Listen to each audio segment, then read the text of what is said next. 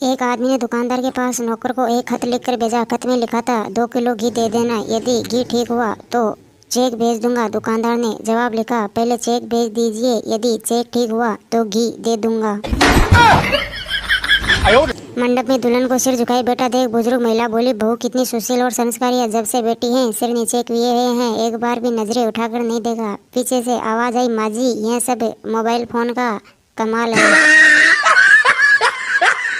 एक औरत अपनी पड़ोसन को बता रही थी कि औरत मुझे पता है 20 साल तक मेरी कोई औलाद नहीं हुई। पड़ोसन हैरानी से फिर औरत गहरी सांस छोड़कर, फिर मैं 21 साल की हुई, पापा ने मेरी शादी करा दी और फिर औलाद हुई।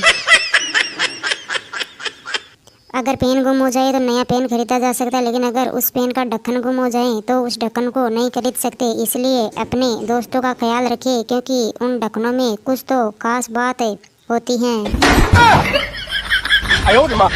ग्राहक इधर आओ। वेटर सहमता हुआ ग्राहक के पास आया। ग्राहक, देखो चाय के प्याले में मक्खी पड़ी हुई है। वेटर ने उंगली से मक्खी प्याले से निकाली और बहुत गौर से देखने लगा, फिर बड़ी गंभीरता से उत्तर दिया, हमारे होटल की नहीं है। अगर आज कोई तुम्हारे पास आए और कहे कि तुम बहुत हैंडसम हो, बहुत होशियार हो और तुम्हारा स्टाइल एकदम मस्त है, तो एक थप्पड़ लगाना। सोचना कि उसकी हिम्मत कैसे हुई तुम्हारे साथ ऐसा मजाक करने की। गोचू, भैया सभ्यता और शिष्टाचार का तो लगता है जमाना ही लद गया। पहुँचूं क्यों, क्या हुआ? गोचू, कल मुन्नू आया था, मैंने कहा चाय मंगाऊं तो झट हामी भर दी। धूमी को मेरा फर्ज पूछना था तो उसका भी मना करना था या नहीं।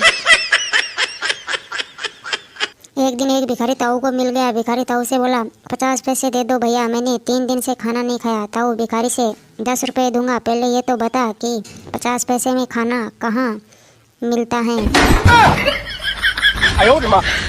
एक दिन रास्ते में वकील साहब को एक भिखारी मिल गया। भिखारी वकील साहब से, बाबू कुछ पैसे दे दो। वकील साहब भिखारी से, अरे भाई मोटे तगड़े हो, कुछ काम क्यों नहीं करते? भिखारी वकील साहब से, मैंने पैसे मांगे हैं, सलाह नहीं।